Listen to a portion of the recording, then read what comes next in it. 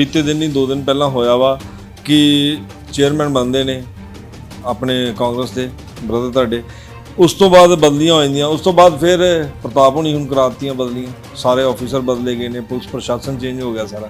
एक तो बेटा मैनू ये गल दस, तू मैनू बार बार मेरा ब्रदर जो कहना, तेनू पता है मैं उस बंदे दे नाल एसोसीएटेड नहीं है अज दे दिन दे।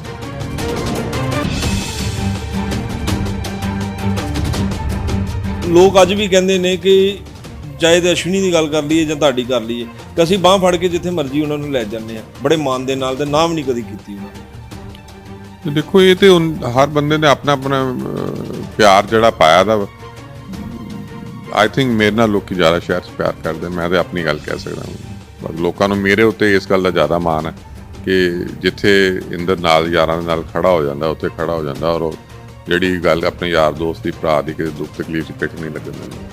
मैं तो अपनी गल कर सकदा। बाकी जिहड़ी तुसीं गल कही है, जिहड़े कोई अश्विनी नाल प्यार करदे होणगे वो अश्विनी नूं, उन्हां नूं अश्विनी दे हाले दूसरा चैप्टर जिंदगी का नहीं पता, जिहदे बारे मैनूं ज़्यादा पता। इत्थे बटाले शहर च कैबिनेट मीटिंग हुई, उदों किसी ने चवानी नहीं इत्थे आके कोई खर्ची, कोई साढ़े इत्थे बहन की थां ने, असीं टेंट ला के इन्होंने कैबिनेट मीटिंग की साढ़े 500 साल की सैलीब्रेशन वास्ते। चीफ मिनिस्टर पंजाब इत्थे आए, तुसीं देखो किन्नी, ये शहर दे विच रैसट हाउस नहीं है, गवर्नमेंट का कोई, असीं साढ़े इत्थे कोई चंगा कोई बहन का दफ्तर नहीं है, तो ये SDM के ऑफिस चले जाओ। नशा छुड़ाउण दीयां टैबलेट मिलदियां हॉस्पिटल चों, अक्सर पंजाब दे विचों कदी किसी हस्पताल चों खत्म हो जांदी है, नशेड़ी बेचारे लभदे आ कि टैबलेट सानूं कित्थे मिले, और जेकर वो दवाई ना उन्होंने मिलेगी प्रॉपर, तो फिर उसे राह ते जाणगे। ये तो पंजाब हैल्थ सिस्टम कॉरपोरेशन के चेयरमैन तुहाडे कोल है, बटाले जाके पुछो उन्होंने की प्रोविजन करता है। इत्थे बाथरूम भी चंगे बनवा दे, बटाला हॉस्पिटल का 200 बैड का बनाने की गल करता है, इत्थे तो बाथरूम भी नहीं चलते ऑपरेशनल है मेरे ख्याल सिविल हॉस्पिटल के बटाले दे।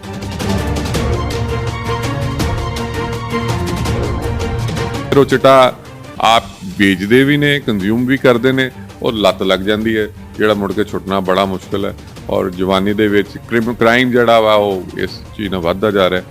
ये सारियां नाकामियां जिहड़ियां कांग्रेस सरकार दी मन्नियां जाणियां, ये अकाली भाजपा सरकार दे उत्ते, अकाली दल उत्ते गल नहीं जाती है।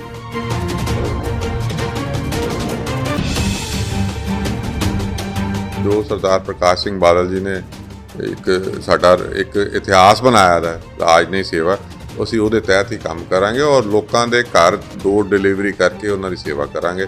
ਅਸੀਂ ਕਿਸੇ ਲੋਕਾਂ ਨੂੰ ਚੱਕਰ ਮਾਰਨ 'ਚ ਬਿਲੀਵ नहीं ਕਰਦੇ, ਅਸੀਂ ਲੋਕਾਂ ਦੀ सेवा ਕਰਨ 'ਚ ਬਿਲੀਵ ਕਰਦੇ ਹਾਂ, और ਤਨਦੇਹੀ ਨਾ ਕਰਾਂਗੇ।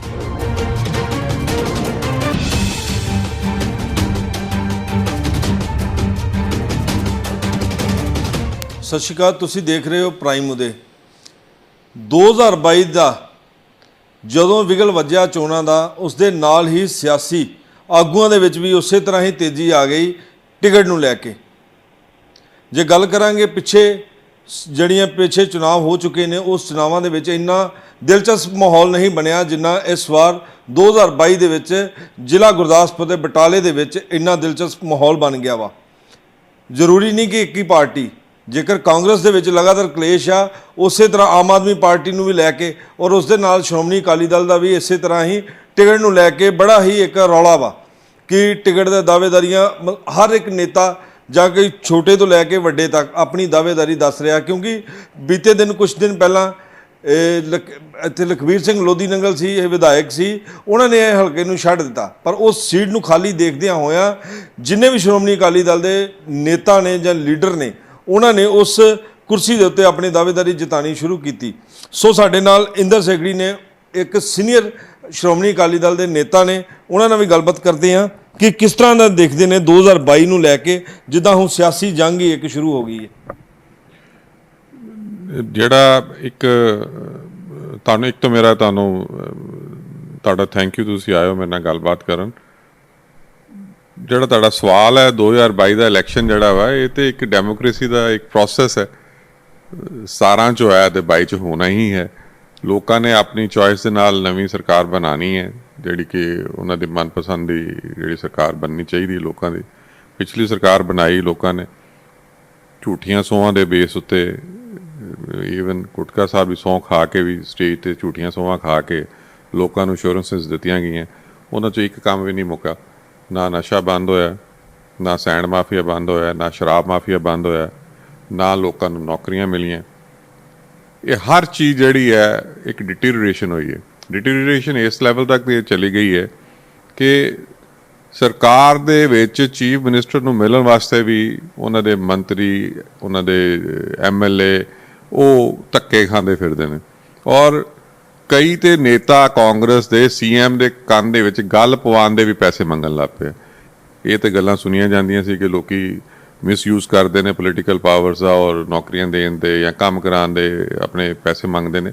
ਇਹ ਪਹਿਲੀ ਵਾਰੀ ਸੁਣਿਆ ਮੈਂ ਜ਼ਿੰਦਗੀ 'ਚ ਆਪਣੇ 40 ਸਾਲਾਂ ਦੇ ਆਪਣੀ ਹੋਸ਼ ਦੇ ਵਿੱਚ ਕਿ ਲੋਕੀ CM ਦੇ ਕੰਨ ਦੇ ਵਿੱਚ ਗੱਲ ਪਾਉਣ ਦੇ ਵੀ ਪੈਸੇ ਮੰਗਣ ਲੱਗ ਪਏ।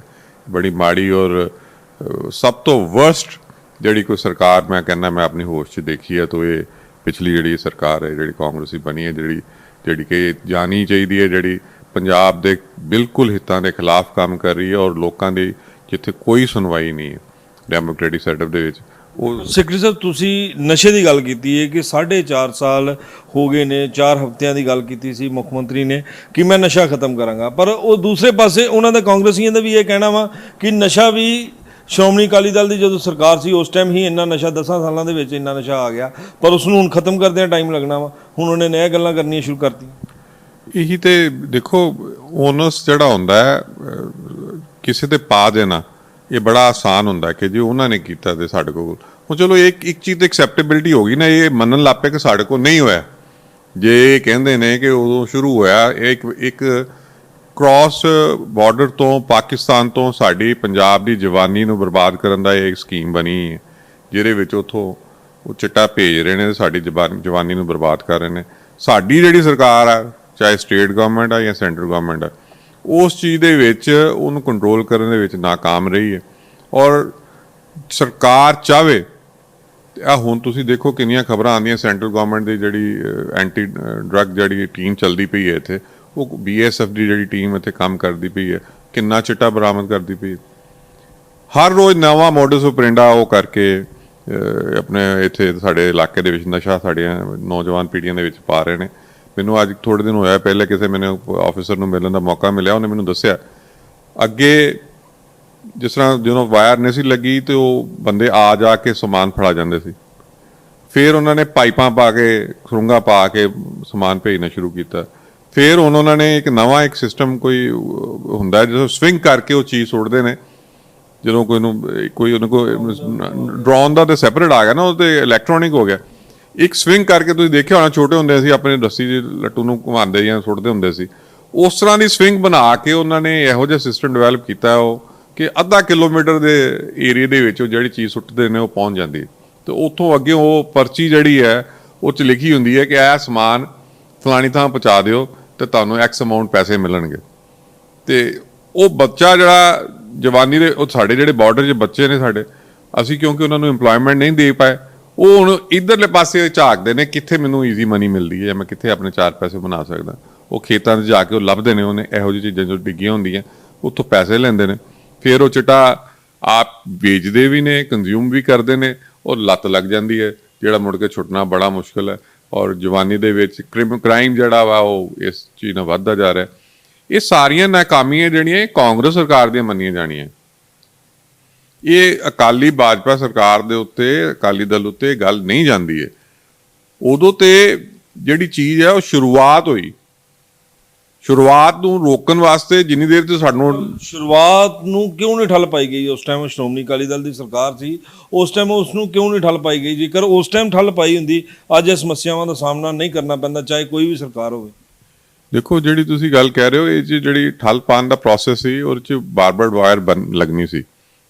ਜਦੋਂ ਅਕਾਲੀ ਭਾਜਪਾ ਸਰਕਾਰ ਸੀ, ਤਾਰਾਂ ਲੱਗਣ ਦਾ ਪ੍ਰੋਸੈਸ ਹੈ। ਸਾਡਾ ਜਿੱਡਾ ਵੱਡਾ ਬਾਰਡਰ ਹੈ ਜਿੱਥੇ ਅਸੀਂ ਸਾਨੂੰ ਆਪਣੀ ਜਿਹੜੀ ਇੱਕ ਦੂਜੇ ਨਾਲ ਅਸੀਂ ਪਾਕਿਸਤਾਨ ਦੇ ਭਰਾਵਾਂ ਨਾਲ ਇਹ ਜਿਹੜੇ ਇੱਧਰਲੇ ਇਲਾਕੇ ਦੇ ਲੋਕ ਜਿਹੜੇ ਮਿਲਦੇ ਗਿਲਦੇ ਰਹੇ, ਉਹ ਭਰਾ ਮਤਲਬ ਕਿ ਪਾਕਿਸਤਾਨੀਆਂ ਨੂੰ ਜਿਹੜੇ ਸਾਡੇ ਇੱਧਰ ਦੇ ਲੋਕ ਜਿਹੜੇ ਮਿਲਦੇ ਗਿਲਦੇ ਰਹੇ, ਉਦੋਂ ਸਾਰੇ ਏਰੀਏ 'ਚ ਬਾਰਬਰਡ ਵਾਇਰ ਨਹੀਂ ਸੀ ਲੱਗੀ ਦੀ। ਇਹ ਬਾਰਬਰਡ ਵਾਇਰ ਜਦੋਂ ਕੰਪਲੀਟ ਹੋਈ ਹੈ ਉਹਦੇ ਬਾਅਦ ਜਿਹੜਾ ਵਾ ਉਨੀ ਦੇਰ ਤੱਕ ਜਿਹੜਾ ਨੁਕਸਾਨ ਹੋਣਾ ਸੀ ਹੋ ਚੁੱਕਾ ਸੀ। ਹੁਣ ਉਹ ਚੀਜ਼ ਜਿਹੜੀ ਹੈ ਜਿਹੜੀ ਰੁਕਣੀ ਤੇ ਤੱਦੀ ਸੀ ਜਦੋਂ ਕਿਤੇ ਰੋਕ ਲੱਗਦੀ, ਜੇ ਦਰਵਾਜ਼ੇ ਹੀ ਖੁੱਲੇ ਤੇ ਕੋਈ ਵੀ ਆ ਸਕਦਾ ਸੀ। ਉਹ ਕ੍ਰਾਸ ਬਾਰਡਰ ਜਿਹੜਾ ਜਿਸ ਤਰ੍ਹਾਂ ਅੱਗੇ ਵੈਪਨ ਵੀ ਆਉਂਦੇ ਸੀ, ਨਾਲ ਵੈਪਨ ਦਾ ਪ੍ਰੋਸੈਸ ਸਰਕਾਰ ਨੇ ਬੜੇ ਧੱਕੇ ਨਾਲ ਰੋਕਿਆ, ਉੱਥੇ ਪੈਟਰੋਲਿੰਗ ਕਰਕੇ ਰੋਕਿਆ। ਪਰ ਜਿਹੜਾ ਇਹ ਸਮਾਨ ਹੈ, ਕਿਉਂਕਿ ਛੋਟੇ ਛੋਟੇ ਪੈਕਟ ਹੁੰਦੇ ਨੇ, ਇਹ ਈਜ਼ੀਲੀ ਉਹ ਆਪਣੇ ਇੱਕ ਦੂਜੇ ਨੂੰ ਫੜਾ ਕੇ ਬਿਨਾਂ ਕਿਸੇ ਪਤਾ ਨਹੀਂ ਲੱਗਣ ਦਿੰਦੇ ਸੀ। ਜਿਸ ਤਰ੍ਹਾਂ ਸਾਡੇ ਫਾਰਮਰ ਔਨ ਦੀ ਬਾਰਡਰ ਜਾ ਕੇ ਵੀ ਫਾਰਮਿੰਗ ਕਰਦੇ ਨੇ, ਤੇ ਕੋਈ ਨਾ ਕੋਈ ਉੱਥੇ ਬੈਡ ਐਲੀਮੈਂਟ ਅਨਸਰ ਹੈਗੇ ਸੀ ਜਿਹੜੇ ਇਸ ਚੀਜ਼ ਨੂੰ ਲਿਆ ਕੇ ਇੱਥੇ ਪੈਸੇ ਬਣਾਉਂਦੇ ਰਹੇ ਨੇ। ਬੜੀ ਗਲਤ ਗੱਲ ਸੀ। ਸੈਂਟਰ ਗਵਰਨਮੈਂਟ, ਸਟੇਟ ਗਵਰਨਮੈਂਟ, ਜ਼ਿਆਦਾ ਕੰਮ ਇਹ 'ਚ ਸੈਂਟਰ ਗਵਰਨਮੈਂਟ ਦਾ ਸੀ, ਕਿਉਂਕਿ ਇੰਟਰਨੈਸ਼ਨਲ ਬਾਰਡਰ ਹੈ। ਸੈਂਟਰ ਗਵਰਨਮੈਂਟ ਨੇ ਉੱਥੇ ਪੈਟਰੋਲਿੰਗ ਵਧਾਈ, ਉੱਥੇ ਬਾਰਬਡ ਵਾਇਰ ਕੀਤੀ। ਉਹਦੇ ਬਾਅਦ ਵੀ ਇਹ ਜਿਹੜਾ ਪ੍ਰੋਸੈਸ ਹੈ ਉਹ ਰੁਕ ਥੋੜ੍ਹਾ ਨਾ ਰਿਹਾ। ਇਹ ਜਿਹੜਾ ਰੁਕਣਾ ਚਾਹੀਦਾ, ਹੁਣ ਸਟੇਟ ਗਵਰਨਮੈਂਟ ਕਿਸ ਤਰ੍ਹਾਂ ਰੋਕ ਸਕਦੀ ਹੈ? ਇੱਕ ਚੀਜ਼ ਹਵਾ 'ਚ ਆ ਰਹੀ ਹੈ, ਇਹ ਜਿਹੜੀ ਚਾਹੇ ਡਰੋਨ ਦੇ ਥਰੂ ਕਹਿੰਦੇ ਆ ਜਾਵੇ, ਜਾਂ ਜਿਸ ਤਰ੍ਹਾਂ ਮੈਂ ਤੁਹਾਨੂੰ ਕਹਿ ਰਿਹਾ ਸਵਿੰਗ ਕਰਕੇ ਸੁੱਟਦੇ ਨੇ ਬਾਰਡਰ ਦੇ ਅਗੇਂਸਟ, ਇਹ ਬੜਾ ਮੁਸ਼ਕਿਲ ਹੈ ਕੰਮ ਜਿਹੜਾ ਹੈ। ਬਟ ਅਸੀਂ ਆਪਣੀ ਜਵਾਨ ਜਿਹੜੇ ਬੱਚੇ ਨੇ, ਜਿਨ੍ਹਾਂ ਨੂੰ ਨੌਕਰੀ ਦੇਣ ਦਾ ਵਾਅਦਾ ਕੀਤਾ, ਘਰ ਘਰ ਨੌਕਰੀ ਦੀ ਗੱਲ ਹੋਈ, ਜੇ ਉਹਨਾਂ ਦੇ ਘਰ ਦੇ ਵਿੱਚ ਪੈਸੇ ਕਮਾਈ ਦੇ 10 ਦੀ ਕਿਰਤ ਜਿਹੜੀ ਜਾਣੀ ਸ਼ੁਰੂ ਹੋਏਗੀ, ਤਾਂ ਉਹ ਇੱਧਰਲੇ ਪਾਸੇ ਧਿਆਨ ਹੀ ਨਹੀਂ ਕਰਨਗੇ, ਕਿਉਂਕਿ ਅਸੀਂ ਬੱਚਿਆਂ ਨੂੰ ਇੰਪਲੋਇਮੈਂਟ ਨਹੀਂ ਦੇ ਪਾ ਰਹੇ ਹਾਂ, ਉਹਨਾਂ ਨੂੰ ਅਸੀਂ ਇੱਕ ਚੰਗੀ ਡਾਇਰੈਕਸ਼ਨ 'ਚ ਨਹੀਂ ਲਿਜਾ ਪਾ ਰਹੇ ਹਾਂ, ਜਿਹਦੇ 'ਚ ਸਟੇਟ ਗਵਰਨਮੈਂਟ ਔਰ ਸੈਂਟਰ ਗਵਰਨਮੈਂਟ ਦੋਨਾਂ ਨੂੰ ਕੋਲੈਬੋਰੇਟ ਕਰਕੇ ਕੰਮ ਕਰਨਾ ਪਏਗਾ। ਪਰ ਪੰਜਾਬ ਸਰਕਾਰ ਤੇ 4.5 ਸਾਲ ਸੁੱਤੀ ਹੋ ਰਹੀ ਹੈ, ਇਹਨਾਂ ਨੇ ਕੰਮ ਹੀ ਕੋਈ ਨਹੀਂ ਕੀਤਾ। ਨਹੀਂ, ਉਹਦੇ 'ਚ ਕੋਈ ਸ਼ੱਕ ਨਹੀਂ, ਕੋਈ ਦੋ ਰਾਹ ਨਹੀਂ, ਕਿਉਂਕਿ ਆਮ ਜਨਤਾ ਜਦੋਂ ਅਸੀਂ ਬਾਹਰ ਵਿਚਰਦੇ ਹਾਂ, ਸ਼੍ਰੋਮਣੀ ਅਕਾਲੀ ਦਲ ਨੂੰ ਫਿਰ ਕਿਤੇ ਨਾ ਕਿਤੇ ਉਸ ਦੀ ਕਮੀ ਮਹਿਸੂਸ ਕਰਦੀ ਹੈ ਕਿ ਜਦੋਂ ਤੱਕ ਉਹ ਸਾਡੇ ਨਾਲ ਸੀ, ਅਸੀਂ ਉਦੋਂ ਤੱਕ ਹਰ ਇੱਕ ਲੋਕ ਦਾ, ਗਰੀਬ ਲੋਕ ਦਾ ਵੀ ਭਲਾ ਹੋਇਆ ਸੀ। ਉਹਨਾਂ ਦੀ ਸਰਕਾਰ ਦੇ ਵਿੱਚ ਬੜੀਆਂ ਹੀ ਫੈਸਿਲਿਟੀਆਂ ਮਿਲੀਆਂ ਸੀ ਜਿਹੜੀਆਂ ਉਸ ਟਾਈਮ ਮਿਲਦੀਆਂ ਸੀ, ਪਰ ਹੁਣ ਕਿਤੇ ਨਾ ਕਿਤੇ ਉਹ ਫੈਸਿਲਿਟੀਆਂ ਤੋਂ ਵੀ ਵਾਂਝੇ ਨੇ।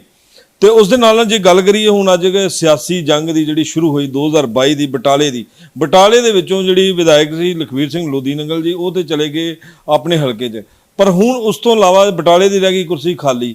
ਹੁਣ ਇਸ ਕੁਰਸੀ ਦੀ ਕੌਣ ਦਾਅਵੇਦਾਰੀ ਦਿਖਾਉਣ ਹੈ? ਕਿਉਂਕਿ ਛੋਟੇ ਤੋਂ ਲੈ ਕੇ ਉੱਪਰ ਤੱਕ ਜਿਹੜੇ ਵੱਡੇ ਨੇਤਾ ਵਾ ਉਸ ਕੁਰਸੀ ਦੀ ਤਲਾਸ਼ 'ਚ ਹੈ ਕਿ ਉਹ ਕੁਰਸੀ ਤੇ ਅਸੀਂ ਬੈਠਣਾ ਵਾ। ਦੇਖੋ, ਪਹਿਲੀ ਗੱਲ ਤੇ ਮੈਂ ਤੁਹਾਨੂੰ ਥੋੜਾ ਕਰੈਕਸ਼ਨ ਕਰ ਦਵਾਂ, 2022 ਤੱਕ ਜਦ ਤੱਕ ਨਿਆਂ ਇਲੈਕਸ਼ਨ ਨਹੀਂ ਹੋ ਜਾਂਦਾ, ਸਾਡੇ ਇਲਾਕੇ ਦੇ ਐਮਐਲਏ ਲੋਧੀ ਨੰਗਲ ਸਾਹਿਬ ਹੀ ਨੇ। ਉਹ ਟੈਕਨੀਕਲੀ ਤੁਸੀਂ ਜਿਹੜੀ ਗੱਲ ਕਹਿੰਦੇ ਹੋ ਚਲੇ ਗਏ, ਉਹ ਚਲੇ ਨਹੀਂ ਗਏ, ਇੱਥੇ ਹੀ ਨੇ, ਸਾਡੇ ਨਾਲ ਨੇ। ਬਟ ਪਿੰਡ ਉਹਨਾਂ ਦਾ ਜ਼ਰੂਰ ਜਿਹੜਾ ਹੈ ਲੋਧੀ ਨੰਗਲ ਪਿੰਡ ਹੈ, ਉਹ ਫਤਿਹਗੜ੍ਹ ਚੂੜੀਆਂ ਕੌਂਸਟੀਚੁਐਂਸੀ 'ਚ ਪੈਂਦਾ, ਤੇ ਉਹ ਘਰ ਉਹਨਾਂ ਦਾ ਉੱਥੇ ਹੈ, ਉੱਥੋਂ ਆਉਂਦੇ ਜਾਂਦੇ ਨੇ। ਉਹ ਉਹਨਾਂ ਨੂੰ ਇਹ ਲੱਗਦਾ ਕਿ ਉਹ ਜ਼ਿਆਦਾ ਬੈਟਰ ਸਰਵਿਸ ਆਪਣੇ ਇਲਾਕੇ ਦੀ ਉੱਥੇ ਬਹਿ ਕੇ ਕਰ ਸਕਦੇ ਹੋ, ਅਕਾਲੀ ਦਲ ਦੀ ਸੇਵਾ ਉੱਥੇ ਜ਼ਿਆਦਾ ਬੈਟਰ ਹੋ ਸਕਦੀ ਹੈ।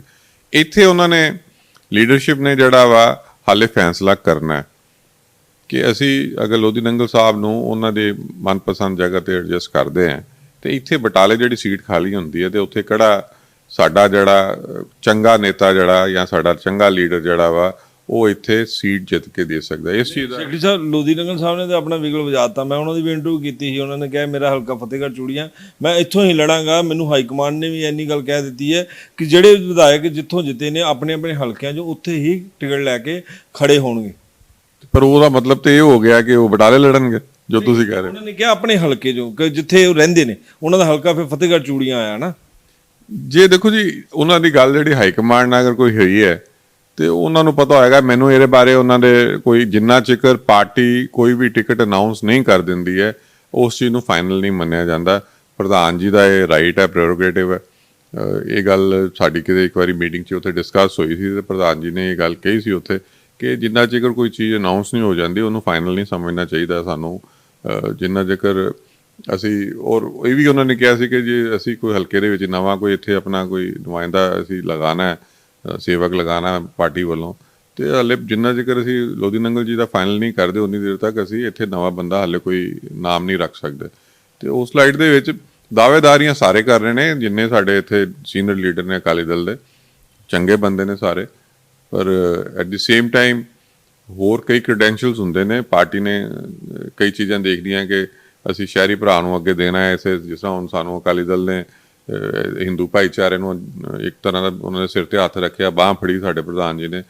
ਇਹਨੇ ਹਿਸਟੋਰਿਕ ਡਿਸੀਜਨ ਲਿੱਤੇ। ਅਕਾਲੀ ਦਲ ਜਿਹੜੀ ਕਿ ਬਿਲਕੁਲ ਪੰਥਕ ਪਾਰਟੀ ਗਿਣੀ ਜਾਂਦੀ ਸੀ, ਬੀਜੇਪੀ ਦੇ ਨਾਲ ਅਲਾਇੰਸ ਟੁੱਟਣ ਦੇ ਬਾਅਦ ਉਹਨਾਂ ਨੇ ਜਿੰਨੇ ਸ਼ਹਿਰੀ ਭਰਾ ਨੇ ਸਾਰਿਆਂ ਨੂੰ ਆਪਣੇ ਨਾਲ ਜੋੜਨ ਦਾ ਇੱਕ ਮੁਹਿੰਮ ਸ਼ੁਰੂ ਕੀਤੀ ਹੈ, ਜਿਸ 'ਚ ਸਾਨੂੰ ਸਾਰਿਆਂ ਨੂੰ ਉਹਨਾਂ ਨੇ ਜ਼ਿੰਮੇਵਾਰੀਆਂ ਦਿੱਤੀਆਂ, ਔਰ ਇਹ ਵੀ ਕਿਹਾ ਕਿ ਮੈਂ ਸ਼ਹਿਰੀ ਭਰਾਵਾਂ ਨੂੰ ਅਸੀਂ ਇੱਥੇ ਨੁਮਾਇੰਦਗੀ ਵੀ ਦੇਣੀ ਹੈ ਅਸੈਂਬਲੀ ਦੇ ਵਿੱਚ। ਔਰ ਮੈਂ ਤੁਹਾਨੂੰ ਹੋਰ ਗੱਲ ਦੱਸਣੀ ਚਾਹਾਂਗਾ ਕਿ ਜਿੱਥੇ ਜਿੱਥੇ ਅਕਾਲੀ ਦਲ ਨੇ ਸ਼ਹਿਰੀ ਭਰਾਵਾਂ ਨੂੰ, ਹਿੰਦੂ ਭਾਈਚਾਰੇ ਨੂੰ ਬਾਂਹ ਫੜ ਕੇ ਅੱਗੇ ਕੀਤਾ, ਉੱਥੇ ਅਕਾਲੀ ਦਲ ਦੀ ਜਿੱਤ ਬਹੁਤ ਜ਼ਿਆਦਾ ਹੋਈ ਹੈ। ਤੁਸੀਂ ਪਿਛਲੀ ਸਰਕਾਰ ਜਿਹੜੀ ਰਿਪੀਟ ਹੋਈ ਸੀ ਉਹ 'ਚ ਮੇਜਰ ਰੋਲ ਜਿਹੜਾ ਵਾ ਸ਼ਹਿਰਾਂ 'ਚੋਂ ਅਕਾਲੀ ਦੇ ਜਿਹੜੇ ਉਮੀਦਵਾਰ ਜਿੱਤ ਕੇ ਆਏ ਸੀ ਉਹਨਾਂ ਕਰਕੇ ਸਰਕਾਰ ਰਿਪੀਟ ਹੋਈ ਸੀ। ਤੇ ਉਹ ਚੀਜ਼ ਜਿਹੜੀ ਅੱਗੇ ਹੁਣ ਵੱਧ ਰਹੀ ਹੈ। ਪਾਰਟੀ ਸਾਡੀ ਜਿਹੜੀ ਸਿਰਫ ਪਿੰਡਾਂ ਦੀ ਪਾਰਟੀ ਨਾ ਰਹਿ ਕੇ ਸਾਰੇ ਪੰਜਾਬ ਦੀ, ਸਾਰੇ ਭਾਈਚਾਰੇ ਦੀ ਪਾਰਟੀ ਬਣ ਰਹੀ ਹੈ। ਔਰ ਮੈਨੂੰ ਇਸ ਗੱਲ ਦੀ ਖੁਸ਼ੀ ਹੈ ਕਿ ਕੱਲ੍ਹ ਨੂੰ ਕੋਈ ਕਿਸੇ ਵੇਲੇ ਕੋਈ ਮੌਕਾ ਮਿਲਦਾ ਹੈ ਜਾਂ ਕੋਈ ਨੁਮਾਇੰਦਗੀ ਸ਼ਹਿਰ ਦੇ ਕਿਸੇ ਭਰਾ ਨੂੰ ਮਿਲਦੀ ਹੈ, ਉਹ 'ਚ ਮੈਂ ਵੀ ਇੱਕ ਸੇਵਕ ਹਾਂ, ਜਿਸ 'ਚ ਮੈਂ ਆਪਣੇ ਆਪ ਨੂੰ ਕਹਿੰਦਾ ਕਿ ਮੈਨੂੰ ਜ਼ਰੂਰ ਕੰਸੀਡਰ ਕਰੇ ਪਾਰਟੀ ਕਿ ਤੁਸੀਂ ਕੋਈ ਬੇਦਾਗ ਮੇਰੀ ਜ਼ਿੰਦਗੀ ਰਹੀ ਹੈ। 40 ਸਾਲ ਦਾ ਮੇਰਾ ਇਸ ਸ਼ਹਿਰ ਦੇ ਵਿੱਚ ਆਪਣੀ ਹੋਸ਼ ਦੇ ਵਿੱਚ ਮੈਂ ਸੋਸ਼ਲ ਫੈਬਰਿਕ 'ਚ ਕੰਮ ਕੀਤਾ ਹੈ, ਇੰਡਸਟਰੀ ਚਲਾਈ ਹੈ, ਸਾਰਾ ਪੂਰਾ ਤਜਰਬਾ ਹੈ। ਇਹ ਸਿਰਫ ਇੱਕ ਸ਼ਾਰਟ ਆਫ ਮੈਂ ਇਹ ਕਹਿ ਸਕਦਾ ਕਿ ਇੱਥੇ ਸਰਕਾਰ ਦੇ ਕੰਮ ਕਰਨ 'ਚ, ਕਰਾਉਣ 'ਚ, ਲੋਕਾਂ ਦੇ ਨਾਲ ਵਿਚਰਨ 'ਚ, ਲੋਕਾਂ ਦੀ ਦੁੱਖ ਤਕਲੀਫ ਨੂੰ ਦੂਰ ਕਰਨ 'ਚ ਇੱਕ ਮੇਰੇ ਨਾਲ ਜਿਹੜੀ ਪੋਲੀਟੀਕਲ ਇੱਕ ਲੇਬਲ ਲੱਗਣੀ ਹੁੰਦੀ ਆ ਉਹ ਨਹੀਂ ਸੀ ਲੱਗੀ ਦੀ। ਬਾਕੀ ਮੈਂ ਡੀ ਫੈਕਟੋ ਸਾਰੇ ਹੀ ਕੰਮ ਕਰਦਾ ਰਿਹਾ। ਨਹੀਂ ਸੇਠੀ ਸਾਹਿਬ, ਇਹਦੇ 'ਚ ਕੋਈ ਦੋਰਾ ਨਹੀਂ। ਸੇਖੜੀ ਪਰਿਵਾਰ ਹਮੇਸ਼ਾ ਹੀ ਲੋਕਾਂ ਵਾਸਤੇ ਖੜਾ ਹੋਇਆ ਵਾ। ਜੇਕਰ ਗੱਲ ਕਰੀਏ ਤੁਹਾਡੇ ਬ੍ਰਦਰ ਦੀ, ਅਸ਼ਵਨੀ ਹੋਣਾ ਦੀ, ਕਾਂਗਰਸ ਤੋਂ ਬਿਲੋਂਗ ਕਰਦੇ ਨੇ, ਕਾਂਗਰਸ ਪਾਰਟੀ ਦੇ ਨੁਮਾਇੰਦੇ ਨੇ, ਤੇ ਤੁਸੀਂ ਸ਼੍ਰੋਮਣੀ ਅਕਾਲੀ ਦਲ ਨੂੰ ਕੀਤਾ, ਚਲੋ ਉਸ ਨਾਲ ਪਿਆਰ ਕਰਦੇ ਹੋ। ਪਰ ਦੇਖੋ ਲੋਕ ਅੱਜ ਵੀ ਕਹਿੰਦੇ ਨੇ ਕਿ ਚਾਹੇ ਤਾਂ ਅਸ਼ਵਨੀ ਦੀ ਗੱਲ ਕਰ ਲਈਏ ਜਾਂ ਤੁਹਾਡੀ ਕਰ ਲਈਏ ਕਿ ਅਸੀਂ ਬਾਂਹ ਫੜ ਕੇ ਜਿੱਥੇ ਮਰਜ਼ੀ ਉਹਨਾਂ ਨੂੰ ਲੈ ਜਾਂਦੇ ਹਾਂ, ਬੜੇ ਮਾਣ ਦੇ ਨਾਲ, ਤੇ ਨਾਮ ਨਹੀਂ ਕਦੀ ਕੀਤੀ ਉਹਨਾਂ ਨੇ। ਦੇਖੋ ਇਹ ਤੇ ਹਰ ਬੰਦੇ ਨੇ ਆਪਣਾ ਆਪਣਾ ਪਿਆਰ ਜਿਹੜਾ ਪਾਇਆ ਦਾ। ਆਈ ਥਿੰਕ ਮੇਰੇ ਨਾਲ ਲੋਕੀ ਜ਼ਿਆਦਾ ਸ਼ਹਿਰ 'ਚ ਪਿਆਰ ਕਰਦੇ। ਮੈਂ ਤੇ ਆਪਣੀ ਗੱਲ ਕਹਿ ਸਕਦਾ, ਲੋਕਾਂ ਨੂੰ ਮੇਰੇ ਉੱਤੇ ਇਸ ਗੱਲ ਦਾ ਜ਼ਿਆਦਾ ਮਾਣ ਹੈ ਕਿ ਜਿੱਥੇ ਇੰਦਰ ਨਾਲ ਯਾਰਾਂ ਦੇ ਨਾਲ ਖੜਾ ਹੋ ਜਾਂਦਾ ਉੱਥੇ ਖੜਾ ਹੋ ਜਾਂਦਾ। ਔਰ ਜਿਹੜੀ ਗੱਲ ਆਪਣੇ ਯਾਰ ਦੋਸਤ ਦੀ, ਭਰਾ ਦੀ ਕਿਸੇ ਦੁੱਖ ਤਕਲੀਫ 'ਚ ਪਿੱਠ ਨਹੀਂ ਲੱਗਣ ਦਿੰਦਾ। ਮੈਂ ਤੇ ਆਪਣੀ ਗੱਲ ਕਰ ਸਕਦਾ। ਬਾਕੀ ਜਿਹੜੀ ਤੁਸੀਂ ਗੱਲ ਕਹੀ ਹੈ, ਜਿਹੜੇ ਕੋਈ ਅਸ਼ਵਨੀ ਦਾ ਪਿਆਰ ਕਰਦੇ ਹੋਣਗੇ ਉਹ ਅਸ਼ਵਨੀ ਨੂੰ, ਉਹਨਾਂ ਨੂੰ ਅਸ਼ਵਨੀ ਦੇ ਹਾਲੇ ਦੂਸਰਾ ਚੈਪਟਰ ਜ਼ਿੰਦਗੀ ਦਾ ਨਹੀਂ ਪਤਾ, ਜਿਹਦੇ ਬਾਰੇ ਮੈਨੂੰ ਜ਼ਿਆਦਾ ਪਤਾ।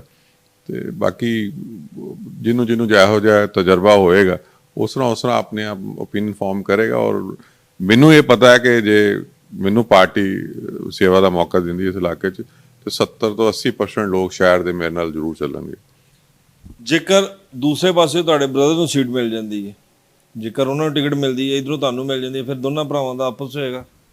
ਇਹ ਤਾਂ ਪਾਰਟੀਆਂ ਦੀ ਗੱਲ ਹੈ, ਭਰਾਵਾਂ ਦਾ ਕਿ ਇਹ 'ਚ ਕਿਹੜੀ ਗੱਲ ਹੈ। ਜਿਹੜੀ ਉਹਨਾਂ ਦੀ ਆਪਣੀ ਲਾਈਨ ਆਫ ਐਕਟੀਵਿਟੀ ਹੈ, ਉਹਨਾਂ ਦੀ ਆਪਣੀ ਸੋਚ ਹੈ। ਉਹ ਵੀ ਤਾਂ ਅਕਾਲੀ ਦਲ 'ਚ ਪਿੱਛੇ ਆ ਹੀ ਚੱਲੇ ਸੀ। ਉਹ ਤੇ ਮੇਰੀ ਪਾਰਟੀ ਜ਼ਿਆਦਾ ਬੈਟਰ ਹੈ।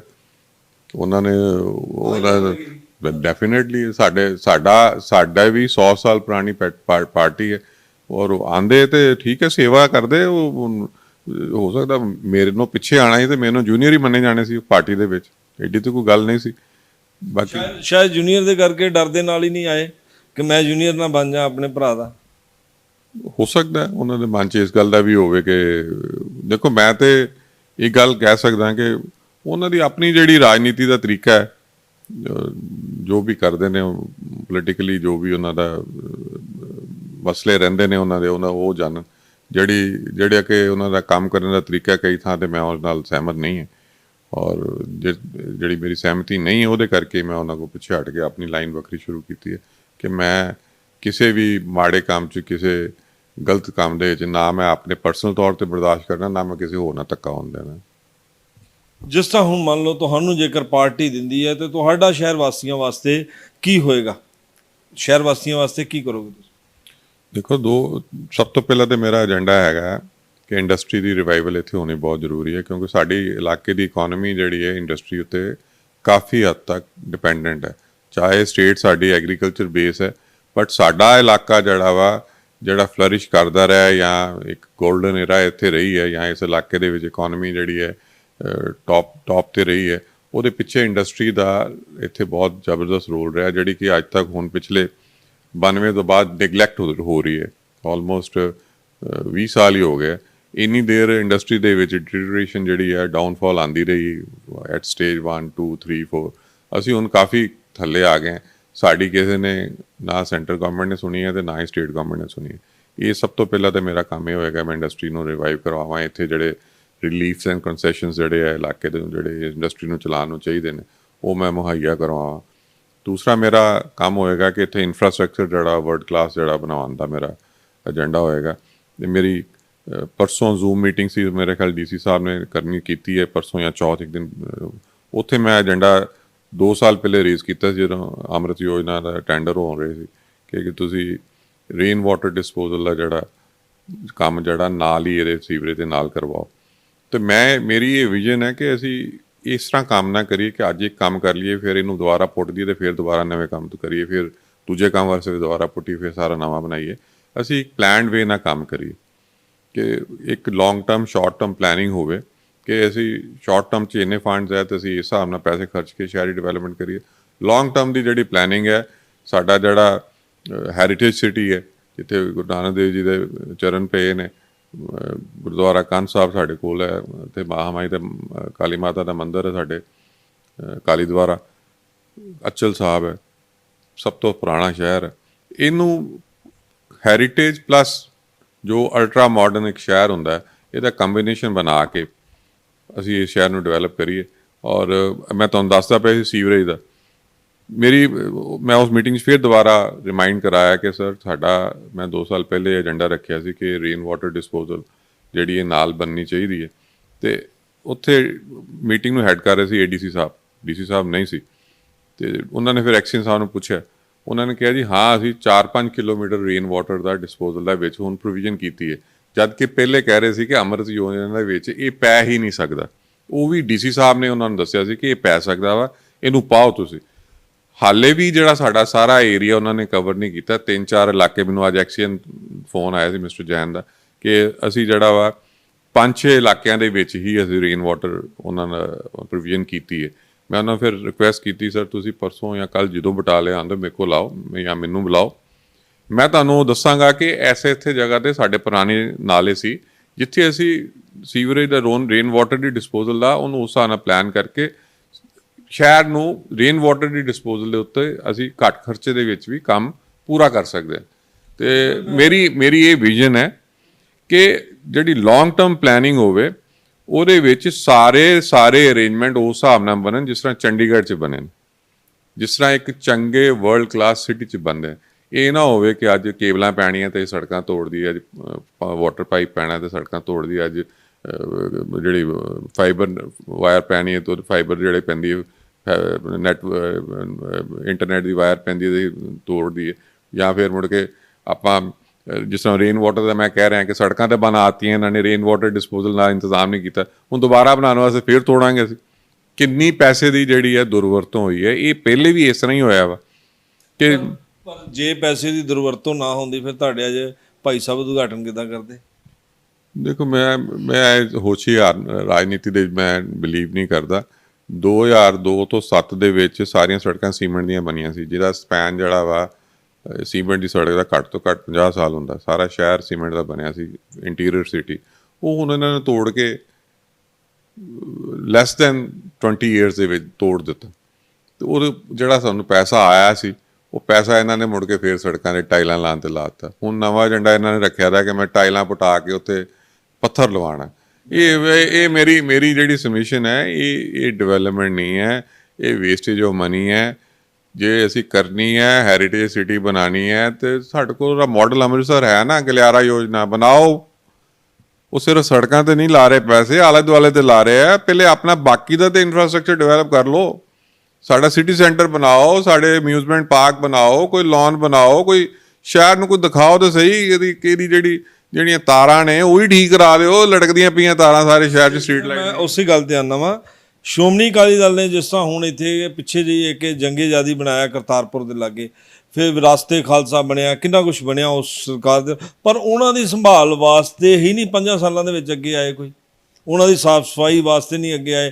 ਉਸੇ ਤਰ੍ਹਾਂ ਜੇ ਜਾਈਏ ਅੱਜ ਵੀ ਝਾਤ ਮਾਰੀ ਉੱਥੇ ਜਾ ਕੇ ਤੇ ਕਿੰਨਾ ਖਲਾਰਾ ਪਿਆ ਹੁੰਦਾ। ਉਹਨਾਂ ਦੀ ਸਫਾਈ ਨਹੀਂ ਹੋਈ, ਤੁਸੀਂ ਬਣਾਉਣ ਦੀ ਗੱਲ ਕਰ ਰਹੇ ਹੋ ਅੱਜ। ਫਿਰ ਨਲਾਇਕੀ ਦੇ ਸਾਹਮਣੇ ਆ ਗਈ। ਮੈਂ ਤਾਂ ਕਹਿ ਹੀ ਰਿਹਾ ਸਰਕਾਰ ਸੁੱਤੀ ਪਈ ਹੈ। ਇਹ ਜਿਹੜੀ ਤੁਸੀਂ ਗੱਲ ਕਹੀ ਹੈ ਇਹ ਬਿਲਕੁਲ ਸੱਚ ਹੈ। ਸਾਡੇ ਪ੍ਰਧਾਨ ਜੀ ਨੇ ਵੀ, ਸੁਖਬੀਰ ਬਾਦਲ ਜੀ ਨੇ ਵੀ ਇਹ ਗੱਲ ਕਹੀ। ਗਲਿਆਰਾ ਯੋਜਨਾ ਜਿਹੜੀ ਸਾਡੇ ਉੱਥੇ ਅਸੀਂ ਹੈਰੀਟੇਜ ਵਾਕ ਬਣਾਈ ਹੈ ਦਰਬਾਰ ਸਾਹਿਬ ਦੇ ਬਾਹਰ, ਉਹਦੀ ਮੇਨਟੇਨੈਂਸ ਨਹੀਂ ਹੋ ਰਹੀ। ਇਹ ਜਿਹੜਾ ਬਹੁਤ ਜ਼ਿਆਦਾ ਮਿਸਮੈਨੇਜਮੈਂਟ, ਮੈਂ ਕਹਾਂਗਾ ਪੈਸੇ ਦੀ ਦੁਰਵਰਤੋਂ। 1,20,000 ਕਰੋੜ ਰੁਪਏ ਲੋਨ ਨਵਾਂ ਚੜ੍ਹ ਗਿਆ। ਤੁਸੀਂ ਦੱਸੋ ਮੈਨੂੰ ਕਿਹੜੀ ਚੀਜ਼ ਨਵੀਂ ਬਣੀ? ਤੁਸੀਂ ਆਪਣੀ, ਤੁਹਾਨੂੰ ਵੀ ਹੁਣ ਤੁਸੀਂ ਆਪਣੇ ਯੂ ਆਰ ਅਰਾਊਂਡ 25-30 ਦੇ ਵਿੱਚ ਤੁਹਾਡੀ ਏਜ ਹੈ, ਤੁਸੀਂ ਦੱਸੋ ਇਹ 5 ਸਾਲਾਂ ਪਿਛਲੇ ਦੀ ਕਿਹੜੀ ਨਵੀਂ ਚੀਜ਼ ਤੁਹਾਨੂੰ ਬਣੀ ਨਜ਼ਰ ਆ ਰਹੀ? ਤੁਸੀਂ ਜਿੰਨੀਆਂ ਗੱਲਾਂ ਸੁਣਾਈਆਂ ਉਹ ਤੇ ਅਕਾਲੀ ਦਲ ਭਾਜਪਾ ਸਰਕਾਰ 'ਚ ਬਣੀ ਹੈ।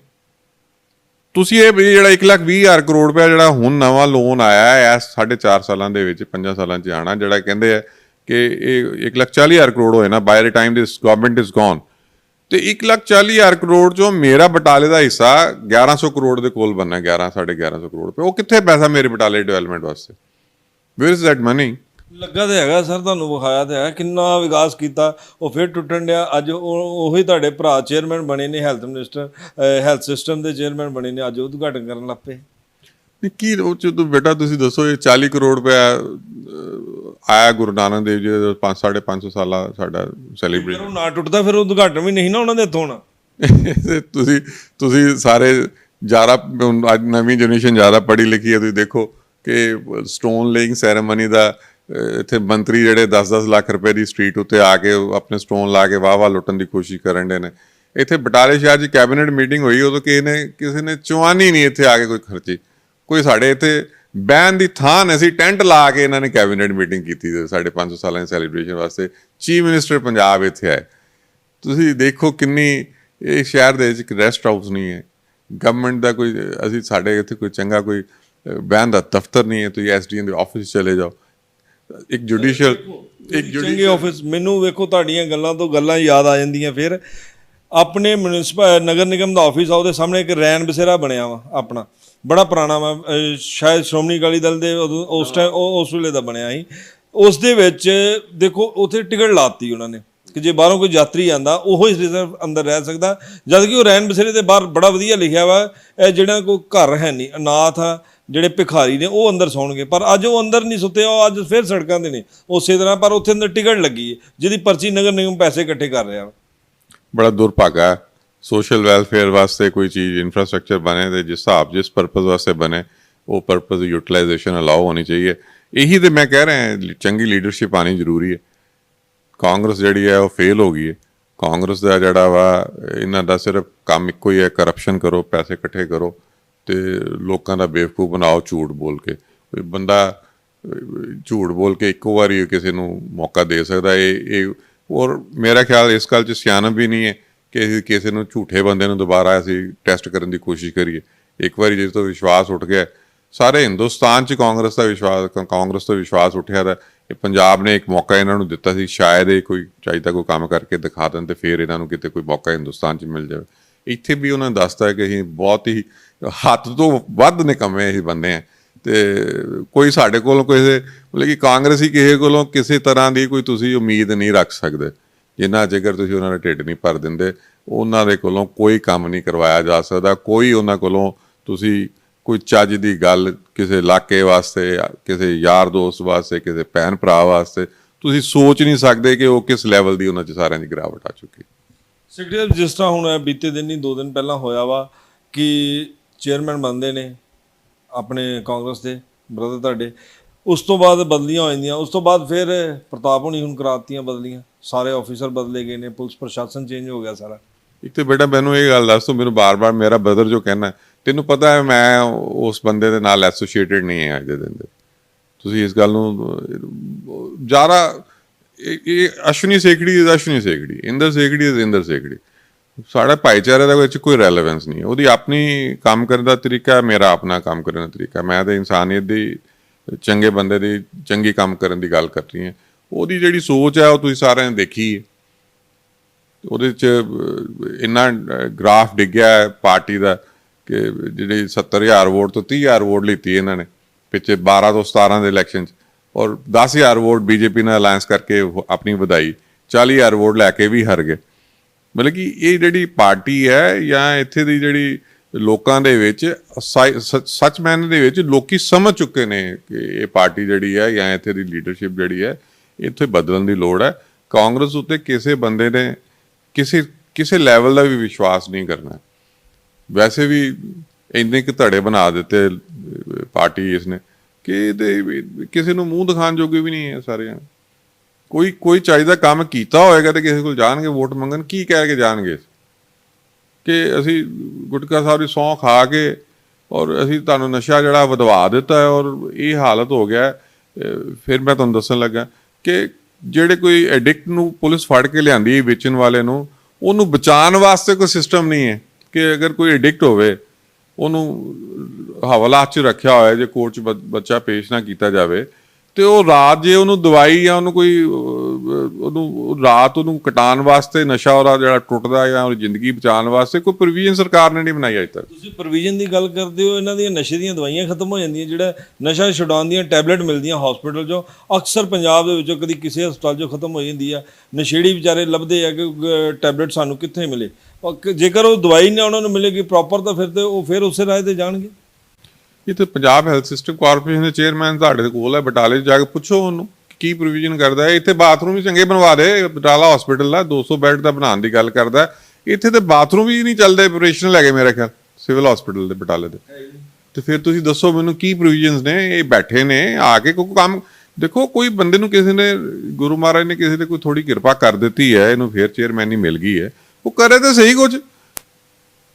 ਰਾਤ ਕਿਸੇ ਜਾ ਕੇ ਇੰਸਪੈਕਸ਼ਨ ਕਰਨ, ਸੁੱਤੇ ਦੇ ਜਾ ਕੇ ਫੋਟੋ ਖਿਚਾਉਣ ਨਾਲ ਕੋਈ ਕੰਮ ਥੋੜਾ ਹੁੰਦਾ। ਕੋਈ ਨਹੀਂ। ਕਰਪਸ਼ਨ ਦੀ ਗੱਲ ਕਰਦੇ ਹੋ ਤੁਸੀਂ, ਅੱਗੇ ਵੀ ਕਰਪਸ਼ਨ ਦੀ ਕੀਤੀ, ਹੁਣ ਫਿਰ ਚਲੋ ਘੁਮਾ ਘੁਮੂ ਕੇ ਕਰਪਸ਼ਨ ਦੇ ਆ ਜਾਂਦੀ ਗੱਲ। ਦੇਖੋ ਜਿਹੜੇ ਲੀਡਰਾਂ ਨੇ ਪੈਸੇ ਲਾਏ ਆ, ਜਦੋਂ ਚੁਣਾਵ ਆਉਂਦੇ ਆ ਹਰ ਇੱਕ ਲੀਡਰ ਕੁਛ ਨਾ ਕੁਛ ਤੇ ਆਪਣੇ ਵੱਲੋਂ ਖਰਚ ਕਰਦਾ ਵਾ ਸੀਟ ਲੈਣ ਵਾਸਤੇ, ਜਾਂ ਕਰ ਇਸ਼ਤਿਹਾਰਬਾਜ਼ੀ ਦੀ ਗੱਲ ਕਰ ਲਈ ਜਾਂ ਕਿਸੇ ਵੀ ਤਰ੍ਹਾਂ ਓਵਰਆਲ। ਤੇ ਉਸ ਦੇ ਨਾਲ ਫਿਰ ਜਦੋਂ ਉਹਨਾਂ ਨੇ ਫਿਰ ਕਹਿੰਦੇ ਨੇ ਕਿ ਅਸੀਂ ਪੈਸੇ ਵੀ ਇਕੱਠੇ ਕਰਨੇ ਆ ਆਪਣੇ, ਜਿੰਨੇ ਹੁਣ ਪੈਸੇ ਲਾਏ ਆ ਆਟੋਮੈਟਿਕ ਉਹ ਤਨਖਾਹ ਤੇ ਬੈਠਾ ਦਾ ਨਹੀਂ, ਉਹ ਕਹਿੰਦੇ ਆ ਕਿ ਅਸੀਂ ਪੈਸੇ ਵੀ ਇਕੱਠੇ ਕਰ ਲਈਏ ਜਿੰਨੇ ਕੁ ਲਾਏ ਆ। ਉਸ ਨੀਅਤ ਨਾਲ ਕਰਪਸ਼ਨ ਕਿੱਦਾਂ ਰੁਕ ਸਕਦੀ ਹੈ ਫਿਰ? ਇਹ ਤੇ ਇੱਕ ਦੇਖੋ ਇੱਕ ਪ੍ਰੋਸੈਸ ਹੈ ਜਿਹੜੀ ਤੁਸੀਂ ਗੱਲ ਕਰ ਰਹੇ ਹੋ, ਇਹ 'ਚ ਕੋਈ ਡਾਊਟ ਨਹੀਂ ਹੈ। ਇੱਕ ਇਲੈਕਸ਼ਨ ਦਾ ਇੱਕ ਬੜਾ ਵੱਡਾ ਇੱਕ ਨੈਗੇਟਿਵ ਆਸਪੈਕਟ ਹੈ ਕਿ ਬਹੁਤ ਜ਼ਿਆਦਾ ਪੈਸੇ ਖਰਚ ਕਰਕੇ ਇਲੈਕਸ਼ਨ ਦੀ ਕੈਂਪੇਨ ਕੀਤੀ ਜਾਂਦੀ ਹੈ ਜਾਂ ਵੋਟਾਂ ਲੈਣ ਲੱਗੇ ਖਰਚ ਹੁੰਦਾ ਹੈ, ਜਿੱਥੇ ਤੇ ਕਾਫੀ ਹੱਦ ਤੱਕ ਇਲੈਕਸ਼ਨ ਕਮਿਸ਼ਨ ਨੇ ਹੁਣ ਰਿਸਟ੍ਰਿਕਸ਼ਨਸ ਲਗਾ ਦਿੱਤੀਆਂ। ਤੁਸੀਂ ਪਿਛਲੇ ਇਲੈਕਸ਼ਨ ਦੇਖੇ ਹੋਣਗੇ, ਜਿਸ ਤਰ੍ਹਾਂ ਪਹਿਲੇ ਮਾਰਾਮਾਰੀ ਹੁੰਦੀ ਸੀ ਇੱਥੇ, ਹੁਣ ਅੱਗੇ ਇੱਕ ਅਬਜ਼ਰਵਰ ਆਉਂਦਾ ਸੀ, ਹੁਣ 3-3 4-4 ਤਰ੍ਹਾਂ ਦੇ ਅਬਜ਼ਰਵਰ ਆਉਣ ਵਾਲੇ। ਫਾਈਨਾਂਸ ਦਾ ਵੱਖਰਾ ਅਬਜ਼ਰਵਰ ਆਉਂਦਾ, ਜਨਰਲ ਲਾਅ ਐਂਡ ਆਰਡਰ ਦਾ ਵੱਖਰਾ ਆਉਂਦਾ, ਐਡਮਿਨਿਸਟ੍ਰੇਸ਼ਨ ਦਾ ਵੱਖਰਾ ਆਉਂਦਾ। ਇਹ ਜਿਹੜੀਆਂ ਚੀਜ਼ਾਂ ਨੇ, ਇਹ ਜਿਹੜੀਆਂ ਬੁਰਾਈਆਂ ਨੇ ਇਲੈਕਸ਼ਨਰਿੰਗ ਦੀਆਂ, ਉਹਨਾਂ 'ਤੇ ਕਾਫੀ ਹੱਦ ਤੱਕ ਅੱਗੇ ਨੂੰ ਕੰਟਰੋਲ ਹੋਇਆ। ਹੁਣ ਸਾਡੇ ਲੋਧੀ ਨੰਗਲ ਸਾਹਿਬ ਨੇ ਇਲੈਕਸ਼ਨ ਲੜਿਆ, ਮੈਨੂੰ ਪਤਾ ਉਹਨਾਂ ਨੇ ਇੱਕ ਪੈਸਾ ਵੀ ਨਹੀਂ ਵੰਡਿਆ, ਉਹਨਾਂ ਨੇ ਕੋਈ ਖਰਚਾ ਨਹੀਂ ਕੀਤਾ। ਇੱਥੇ ਲੋਕੀ ਵੋਟਾਂ ਪਾਉਂਦੇ ਨੇ। ਇਹ ਹੁਣ ਜਿਹੜੇ ਤੁਸੀਂ ਗੱਲ ਕਹਿੰਦੇ ਪਏ, ਜਿਹੜੇ ਬੰਦੇ ਇੱਕ ਪ੍ਰੋਸੈਸ ਦੇ ਵਿੱਚ ਆਪਣੇ ਆਪ ਨੂੰ ਇਸੇ ਪ੍ਰੋਸੈਸ ਦੇ ਵਿੱਚ ਜਿੱਤਣਾ ਚਾਹੁੰਦੇ ਕਿ ਮੈਂ ਪੈਸੇ ਨਾਲ ਵੋਟਾਂ ਖਰੀਦ ਲਵਾਂ, ਇਹ ਵੈਸੇ ਹੀ ਮੋਰਲੀ ਗਲਤ ਗੱਲ ਵਾ। ਅਤੇ ਜਿਹੜੇ ਬੰਦੇ ਇਹੋ ਜਿਹਾ ਕੋਈ ਕੰਮ ਕਰਦੇ ਨੇ, ਮਾੜਾ ਕੰਮ ਕਰਦੇ, ਅਤੇ ਗਾਂਹ ਅੱਗੇ ਮਾੜਾ ਕੰਟੀਨਿਊ ਹੋ ਰਿਹਾ। ਉਹੀ ਤਾਂ ਮੈਂ ਕਹਿ ਰਿਹਾ ਤੁਹਾਨੂੰ ਮੈਂ ਕਿ ਅਸੀਂ ਲੋਕ ਤਾਂ ਸਾਫ ਸੁਥਰੀ ਚੰਗੀ ਰਾਜਨੀਤੀ ਦੇ ਵਿੱਚ ਬਿਲੀਵ ਕਰਦੇ ਹਾਂ। ਸਾਡੀ ਪਾਰਟੀ ਵਧੀਆ ਰਾਜਨੀਤੀ, ਚੰਗੀ ਲੋਕ ਸੇਵਾ ਦੇ ਵਿੱਚ ਕੰਮ ਕਰਨ ਦੇ ਵਿੱਚ ਆਪਣੀ ਉਹਨਾਂ ਦੀ ਜਿਹੜੀ ਹੈ ਸੋਚ ਹੈ। ਸਾਡੇ ਪ੍ਰਧਾਨ ਜੀ ਸੁਖਬੀਰ ਬਾਦਲ ਜੀ, ਉਹਨਾਂ ਦੇ ਪਿਤਾ ਜੀ ਸਰਦਾਰ ਪ੍ਰਕਾਸ਼ ਸਿੰਘ ਬਾਦਲ ਜੀ, ਅਸੀਂ ਸਾਰੇ ਜਾਣੇ ਲੋਕਾਂ 'ਚ ਖੜ੍ਹੇ ਹੋ ਕੇ ਲੋਕਾਂ ਦੀ ਸੇਵਾ ਕਰਦੇ ਹਾਂ। ਡੋਰ ਡਿਲੀਵਰੀ ਦੇ ਉੱਤੇ ਦਫ਼ਤਰਾਂ 'ਚ ਬਹਿ ਕੇ ਅਸੀਂ ਕੰਮ ਨਹੀਂ ਕਰਦੇ ਕਿ ਅਸੀਂ ਗਰੀਬ ਬੰਦੇ ਦਾ ਰਾਸ਼ਨ ਕਾਰਡ ਬਣਾਉਣਾ ਹੋਵੇ ਅਤੇ ਉਹਨੂੰ ਕੋਈ ਕਿ ਤੇਰਾ ਰਾਸ਼ਨ ਕਾਰਡ ਬਣ ਗਿਆ, ਮੇਰੇ ਘਰੋਂ ਆ ਕੇ ਲੈ ਜਾ ਅਤੇ ਮੇਰੇ ਘਰ ਆ ਕੇ ਐਪਲੀਕੇਸ਼ਨ ਲੈ ਜਾ। ਕਿਉਂ ਨਹੀਂ ਸਰਕਾਰ ਇਹ ਕੰਮ ਉਹਨੂੰ ਲੋਕਾਂ ਦੇ ਘਰਾਂ ਜਾ ਕੇ ਕਰਕੇ ਦਿੰਦੀ? ਕੀ ਪ੍ਰੋਬਲਮ ਹੈ ਇਸ? ਅੱਜ ਕੱਲ੍ਹ ਤਾਂ ਸਾਰੀ ਟੈਕਨੋਲੋਜੀ ਆ ਗਈ ਹੈ। ਤੁਸੀਂ ਥੰਬ ਇੰਪ੍ਰੈਸ਼ਨ ਲਵੋ, ਤੁਸੀਂ ਜੋ ਵੀ ਸਿਸਟਮ ਬਣਾਉਣਾ ਔਨਲਾਈਨ ਸਾਰਾ ਸਿਸਟਮ ਹੈ। ਇਹਨਾਂ ਨੇ ਤਾਂ ਜਿਹੜਾ ਚੱਲਦਾ ਸੀ ਉਹ ਵੀ ਬੰਦ ਕਰਤਾ ਪੰਜਾਬ ਸਰਕਾਰ ਨੇ। ਜਸਟ ਸੁਵਿਧਾ ਸੈਂਟਰ ਬੰਦ ਹੋ ਗਏ, ਉਹ ਹੁਣ ਖੁੱਲੇ ਪਿੰਡਾਂ 'ਚ ਫਿਰ ਦੁਬਾਰਾ। ਯੈਸ ਤੁਸੀਂ 4.5 ਸਾਲ ਬੰਦ ਰੱਖੇ, ਹੁਣ ਕਹਿੰਦੇ ਅਸੀਂ ਤੁਹਾਨੂੰ ਸੁਵਿਧਾ ਦੇ ਰਹੇ। ਉਹ ਜਿਹੜੀ ਤੁਸੀਂ ਬੰਦ ਕੀਤੀ ਸੀ ਉਹ ਕਿਉਂ ਕੀਤੀ ਸੀ? ਸਵਾਲ ਤਾਂ ਇਸ ਚੀਜ਼ ਦਾ ਉੱਠਦਾ ਕਿਉਂਕਿ ਇਹਨਾਂ ਦੇ ਉਹ ਜਿਹੜੀ ਤੁਸੀਂ ਗੱਲ ਕਹੀ ਹੈ ਕਿ ਮਿਸਯੂਜ਼ ਆਫ ਗਵਰਨਮੈਂਟ ਹੈ, ਪੈਸੇ ਇਕੱਠੇ ਕਰਨ ਦਾ ਇੱਕ ਤਰੀਕਾ ਹੈ ਜਿਹੜਾ ਕਿ ਗਲਤ ਹੈ, ਉਹ ਰੁਕਣਾ ਚਾਹੀਦਾ। ਸੈਕਟਰੀ ਸਾਹਿਬ, 300 unit Aam Aadmi party, Akali Dal 400 unit, ਹੁਣ ਕੀ ਐਸੇ ਮੁੱਦੇ 'ਤੇ ਇਲੈਕਸ਼ਨ ਜਿਹੜਾ ਹੈ ਦੁਬਾਰਾ ਸੱਤਾ 'ਚ ਆਏਗੀ ਅਕਾਲੀ ਦਲ ਕਿ 400 ਯੂਨਿਟ ਅਕਾਲੀ ਉਹਨੇ ਆਮ ਆਦਮੀ ਪਾਰਟੀ ਨੇ 300 ਕਹਿ ਦਿੱਤਾ, ਅਕਾਲੀ ਦਲ ਨੇ 400 ਕਹਿ ਦਿੱਤਾ, ਇਹੋ ਮੁੱਦਾ ਰਹੇਗਾ ਮੇਨ? ਨਹੀਂ, ਇਹ ਤੁਸੀਂ ਗਲਤ ਕਹਿ ਰਹੇ ਹੋ। ਸਾਡਾ ਪ੍ਰਧਾਨ ਜੀ ਨੇ 13 ਨੁਕਾਤੀ ਪ੍ਰੋਗਰਾਮ ਰਿਲੀਜ਼ ਕੀਤਾ। 400 ਯੂਨਿਟ ਫ੍ਰੀ ਦਿੱਤੇ ਹੈ ਅਸੀਂ ਸਾਰੇ ਹਾਊਸ ਹੋਲਡਸ ਦੇ ਵਿੱਚ, ਆਲ ਹਾਊਸ ਹੋਲਡਸ, ਜਿਸ 'ਚ ਸਾਰੇ ਜਿੱਥੇ ਗਰੀਬ ਭਰਾਵਾਂ ਦੀ ਜ਼ਰੂਰਤ ਹੈ ਅਤੇ ਜਿਹੜੇ ਖਾਂਦੇ ਪੀਂਦੇ ਘਰ ਨੇ ਉਹਨਾਂ ਨੂੰ ਇੱਕ ਤਰ੍ਹਾਂ ਦਾ ਸੋਸ਼ਲ ਫੈਬਰਿਕ ਦੇ ਵਿੱਚ ਇੱਕ ਸਾਡੀ ਗਵਰਨਮੈਂਟ ਵੱਲੋਂ ਇੱਕ ਡੈਡੀਕੇਸ਼ਨ ਹੈ ਕਿ ਅਸੀਂ ਜੇ ਸੋਸ਼ਲ ਫੈਬਰਿਕ ਦੇ ਵਿੱਚ 1 ਰੁਪਈਆ ਅਸੀਂ ਦੇ ਰਹੇ ਹਾਂ ਅਤੇ ਜਿਹੜਾ ਤੁਹਾਡਾ ਹਿੱਸਾ ਹੈ ਕੁਛ ਹਿੱਸਾ ਉਹਦੇ 'ਚੋਂ ਉਹ ਤੁਹਾਨੂੰ ਵੀ ਅਸੀਂ as a social contribution from the government ਤੁਹਾਨੂੰ ਵੀ ਜਾਏਗੀ, ਤੁਹਾਡਾ ਵੀ ਹੱਕ ਬਣਦਾ ਕਿ ਤੁਸੀਂ ਜਿਹੜੇ ਹੈ ਇਹ ਜਿਹੜੇ ਰਾਈਟਸ ਜਿਹੜੇ ਨੇ ਇਹ ਵੀ ਇੰਜੋਏ ਕਰ ਸਕੋ। ਇਹ 'ਚ ਕੋਈ ਗਲਤ ਗੱਲ ਨਹੀਂ ਹੈ। ਅਸੀਂ ਜਿਹੜੀ ਇਹ ਸਰਕਾਰ ਹੈ ਸਾਡੀ ਇਲੈਕਟਿਡ ਗਵਰਨਮੈਂਟ ਬਣਨੀ ਹੈ, ਉਹਦੇ ਵਿੱਚ ਸੋਸ਼ਲ ਇਕੁਐਲਿਟੀ ਦਾ ਇੱਕ ਸਾਡਾ ਜਿਹੜਾ ਕਨਸਟੀਟਿਊਸ਼ਨ ਰਾਈਟ ਹੈ, ਉਹਦੇ ਤਹਿਤ ਜੇ ਅਸੀਂ ਜਿਹੜੇ ਗਰੀਬ ਨੀਡੀ ਭਰਾ ਨੇ ਉਹਨਾਂ ਦੀ ਮਦਦ ਕਰ ਰਹੇ ਹਾਂ, ਤੇ ਜਿਹੜੇ ਚੰਗੇ ਜਿਹੜੇ ਬੰਦੇ ਟੈਕਸ ਭਰਦੇ ਨੇ ਜਾਂ ਉਹਨਾਂ ਨੂੰ ਵੀ ਤਾਂ ਕੋਈ ਚੀਜ਼ ਕਦੀ ਨਾ ਕਦੀ ਉਹਨਾਂ ਨੂੰ ਵੀ ਤਾਂ ਕੁਝ ਮਿਲਣਾ ਚਾਹੀਦਾ। ਸਾਡੇ ਚੰਗੇ ਭਰਾਵਾਂ ਨੂੰ ਅਸੀਂ ਜਿਸ ਤਰ੍ਹਾਂ ਪੁਰਾਣੀ ਜਿਹੜੀ ਸਰਕਾਰ ਸੀ ਸਾਡੇ ਉੱਥੇ ਜਿਹੜੇ ਟੈਕਸ ਪੇਅਰ ਸੀ ਜਾਂ ਸਾਡੇ ਸੇਲ ਟੈਕਸ ਨਾਲ ਰਜਿਸਟਰਡ ਸੀ, ਅਸੀਂ ਉਹਨਾਂ ਦੀ ਇੰਸ਼ੋਰੈਂਸ ਕੀਤੀ ਸੀ ਸਾਰੇ ਸ਼ਾਪਕੀਪਰਸ ਦੀ। ਅਸੀਂ ਇਹੋ ਜਿਹੇ ਕਈ ਸਕੀਮਾਂ ਜਿਹੜੀਆਂ ਲਾਂਚ ਕਰਨੀਆਂ ਸਾਡੇ ਪ੍ਰਧਾਨ ਜੀ ਨੇ। ਤੁਸੀਂ ਬੱਚਿਆਂ ਦੀ ਐਜੂਕੇਸ਼ਨ ਦੀ ਗੱਲ ਕਰੋ, ਅਸੀਂ ਜਿਹੜੇ ਗਵਰਨਮੈਂਟ ਸਕੂਲ 'ਚੋਂ ਪੜ੍ਹ ਕੇ ਆਣੇ 33% ਅਸੀਂ ਉਹਨਾਂ ਬੱਚਿਆਂ ਵਾਸਤੇ ਹਾਇਰ ਐਜੂਕੇਸ਼ਨ ਵਾਸਤੇ ਉਹਨਾਂ ਦੇ ਅਸੀਂ ਸੀਟਾਂ ਰਿਜ਼ਰਵ ਰੱਖਣ ਦੀ ਪ੍ਰੋਵੀਜ਼ਨ ਕਰਨ ਲੱਗੇ। ਫਿਰ ਅਸੀਂ ਵੂਮਨ ਜਿਹੜੀ ਹੈ ਸਾਰੇ ਗਵਰਨਮੈਂਟ ਦੇ ਜਿਹੜੇ ਡਿਪਾਰਟਮੈਂਟਸ 50% ਉਹਨਾਂ ਨੂੰ ਰਿਜ਼ਰਵੇਸ਼ਨ ਕਰ ਰਹੇ ਹਾਂ। 10 ਲੱਖ ਰੁਪਇਆ ਇੰਸ਼ੋਰੈਂਸ ਦੇ ਰਹੇ ਹਾਂ ਫॉर ਆਲ ਪੰਜਾਬੀਜ਼। 10 ਲੱਖ ਰੁਪਏ ਦਾ ਲੋਨ ਦੇ ਰਹੇ ਹਾਂ ਇੰਟਰਸਟ ਫਰੀ, ਅਸੀਂ ਪ੍ਰੋਵੀਜ਼ਨ ਕਰਦੇ ਪਏ ਹਾਂ for all students who wants to go for higher education, ਚਾਹੇ ਹਿੰਦੁਸਤਾਨ ਚਾਹੇ ਬਾਹਰ। ਇਹ ਕਿੰਨੀਆਂ ਚੀਜ਼ਾਂ ਨੇ ਇਹ ਜਿਹੜੀਆਂ ਬਹੁਤ ਜ਼ਿਆਦਾ ਸੋਚ ਸਮਝ ਕੇ ਪ੍ਰਧਾਨ ਜੀ ਨੇ ਵਿਦ ਲੰਬੀ ਇੱਕ ਵਿਜ਼ਨ ਰੱਖਦੇ ਹੋਏ ਇਹ ਤਿਆਰ ਕੀਤੀ ਹੈ। ਸਿਰਫ 400 ਯੂਨਿਟ ਨਹੀਂ ਹੈ, ਇਹ ਕਈ ਕੁਛ ਹੈ। ਫਿਰ ਅਸੀਂ ਐਗਰੀਕਲਚਰ ਵਾਸਤੇ ਸਪੋਰਟ ਪ੍ਰਾਈਸ ਜਿਹੜੀ ਹੈ ਫਰੂਟਸ ਐਂਡ ਵੈਜੀਟੇਬਲਸ ਦੀ ਅਸੀਂ ਅਨਾਊਂਸ ਕੀਤੀ ਹੈ ਕਿ ਜੇ ਕੋਈ ਜਿਹੜੇ ਸਾਡੇ ਫਾਰਮਰ ਭਰਾ ਦੀ ਡਿਸਟ੍ਰੈਸ ਸੇਲ ਕਰਨੀ ਪੈਂਦੀ ਹੈ ਅਸੀਂ ਉਹਨੂੰ ਕੰਪਨਸੇਟ ਕਰਾਂਗੇ। ਅਸੀਂ ਉਹਦੇ ਮਿਨੀਮਮ ਸਪੋਰਟ ਪ੍ਰਾਈਸ ਰਿਲੀਜ਼ ਕਰਾਂਗੇ। 10 ਰੁਪਏ ਅਸੀਂ ਡੀਜ਼ਲ ਦੇ ਉੱਤੇ ਸਬਸਿਡੀ ਦਾ ਅਨਾਊਂਸਮੈਂਟ ਕੀਤੀ ਹੈ, ਜਿਹੜਾ ਡੀਜ਼ਲ ਅਸੀਂ ਜਿਹੜਾ ਵਾ ਐਗਰੀਕਲਚਰ ਸੈਕਟਰ 'ਚ ਦੇਵਾਂਗੇ। ਬੜੀਆਂ ਰੈਵੋਲੂਸ਼ਨਰੀ ਚੀਜ਼ਾਂ ਜਿਹੜੀਆਂ ਅਸੀਂ ਅਨਾਊਂਸ ਕੀਤੀਆਂ। SCBC ਬੱਚਿਆਂ ਦੀ ਜਿਹੜੀ ਸਕਾਲਰਸ਼ਿਪ ਬੰਦ ਹੋਈ ਹੈ, ਸਰਕਾਰ ਖਾ ਕੇ ਬੈਠੀ, ਸਾਰੇ ਹਿੰਦੁਸਤਾਨ 'ਚ ਰਿਲੀਜ਼ ਹੋ ਗਈ ਹੈ। ਇਹ ਸਟੇਟ ਗਵਰਨਮੈਂਟ ਨੇ 3-4 ਸਾਲਾਂ ਦੀ ਜਿਹੜੀ SCBC ਕਮਿਸ਼ਨ ਜਿਹੜੀ ਸਾਡੀ ਬੱਚਿਆਂ ਦੀ ਗ੍ਰਾਂਟ ਹੈ ਉਹ ਰੋਕ ਕੇ ਰੱਖੀ, ਪ੍ਰਾਈਵੇਟ ਕਾਲਜ ਬੰਦ ਕਰਤੇ। ਫਿਰ ਤੁਸੀਂ ਸੈਕਟਰੀ ਸਾਹਿਬ ਕਹਿੰਦੇ ਹੋ ਕਿ ਮੇਰੇ ਭਰਾ ਦੀ ਗੱਲ ਕਿਉਂ ਆ ਜਾਂਦੀ ਹੈ। ਵੇਖੋ ਹੁਣ ਉਹਨਾਂ ਦਾ ਇੰਨੀ ਨਖਿੱਧ ਗਵਰਨਮੈਂਟ ਕਦੀ ਤੁਸੀਂ ਸੁਣੀ ਨਹੀਂ? ਵੇਖ ਲਈ। ਅੱਛਾ ਸੈਕਟਰੀ ਸਾਹਿਬ, ਲਾਸਟ ਸਵਾਲ, ਰਾਜ ਨਹੀਂ ਸੇਵਾ ਨਾਰਾ ਰਿਹਾ ਸੀ ਸ਼੍ਰੋਮਣੀ ਅਕਾਲੀ ਦਲ ਦਾ, ਤੁਹਾਡਾ ਵੀ ਇਹੀ ਰਹੇਗਾ? ਬਿਲਕੁਲ, ਪਾਰਟੀ ਦੇ ਨੁਮਾਇੰਦੇ ਤੁਸੀਂ। ਇਹ 'ਚ ਕਿਸ ਤਰ੍ਹਾਂ ਅਸੀਂ ਚੇਂਜ ਕਰ ਸਕਦੇ ਹਾਂ? ਅਸੀਂ ਸਰਦਾਰ ਸੁਖਬੀਰ ਸਿੰਘ ਬਾਦਲ ਜੀ ਦੀ ਰਹਿਨੁਮਾਈ ਦੇ ਵਿੱਚ ਜੋ ਸਰਦਾਰ ਪ੍ਰਕਾਸ਼ ਸਿੰਘ ਬਾਦਲ ਜੀ ਨੇ ਸਾਡਾ ਇੱਕ ਇਤਿਹਾਸ ਬਣਾਇਆ ਦਾ ਰਾਜ ਨਹੀਂ ਸੇਵਾ, ਅਸੀਂ ਉਹਦੇ ਤਹਿਤ ਹੀ ਕੰਮ ਕਰਾਂਗੇ ਔਰ ਲੋਕਾਂ ਦੇ ਘਰ ਡੋਰ ਡਿਲੀਵਰੀ ਕਰਕੇ ਉਹਨਾਂ ਦੀ ਸੇਵਾ ਕਰਾਂਗੇ। ਅਸੀਂ ਕਿਸੇ ਲੋਕਾਂ ਨੂੰ ਚੱਕਰ ਮਾਰਨ 'ਚ ਬਿਲੀਵ ਨਹੀਂ ਕਰਦੇ, ਅਸੀਂ ਲੋਕਾਂ ਦੀ ਸੇਵਾ ਕਰਨ 'ਚ ਬਿਲੀਵ ਕਰਦੇ ਹਾਂ ਔਰ ਤਨਦੇਹੀ ਨਾ ਕਰਾਂਗੇ। ਬਿਲਕੁਲ ਜੀ। ਅਸੀਂ ਸਾਡੇ ਨਾਲ ਸੀਨੀਅਰ ਨੇਤਾ ਇੰਦਰ ਸੇਖੜੀ ਜੀ ਸ਼੍ਰੋਮਣੀ ਅਕਾਲੀ ਦਲ ਨਾਲ ਜੋ ਸੰਬੰਧ ਰੱਖਦੇ ਨੇ, ਰਾਜ ਨਹੀਂ ਸੇਵਾ ਉਹਨਾਂ ਦਾ ਨਾਰਾ ਸੀ ਅਤੇ ਉਸ ਨਾਰੇ ਨੂੰ ਉਸੇ ਤਰ੍ਹਾਂ ਹੀ ਸੁਖਬੀਰ ਬਾਦਲ ਦੇ ਨਾਰੇ ਨੂੰ ਉਸੇ ਤਰ੍ਹਾਂ ਹੀ ਬਰਕਰਾਰ ਰੱਖਿਆ ਜਾਏਗਾ। ਲੋਕਾਂ ਦੇ ਘਰਾਂ ਦੇ ਵਿੱਚ ਜਾ ਕੇ ਕੰਮ ਕੀਤੇ ਜਾਣਗੇ, ਨਾ ਕਿ ਲੋਕਾਂ ਕੋਲ ਚੱਕਰ ਇੱਥੇ ਮਰਵਾਏ ਜਾਣਗੇ। ਸੋ ਦੇਖਣਾ ਹੋਏਗਾ ਕਿ ਜਦੋਂ ਹੁਣ ਜੇਕਰ ਇਹਨਾਂ ਨੂੰ ਮੌਕਾ ਮਿਲਦਾ ਸੱਤਾ ਦੇ ਵਿੱਚ ਆਉਣ ਦਾ 2022 ਦੇ ਵਿੱਚ, ਦੇਖਦੇ ਹਾਂ ਆਪਣੇ ਵਾਅਦਿਆਂ ਤੋਂ ਕਿੰਨਾ ਪੂਰਾ ਉੱਪਰਦੇ ਨੇ। So camera person Jaswinder Bedi ਨਾਲ ਜਤਿੰਦਰ ਕੁੰਡਲ, ਪ੍ਰਾਈਮ ਦੇ ਗੁਰਦਾਸਪੁਰ।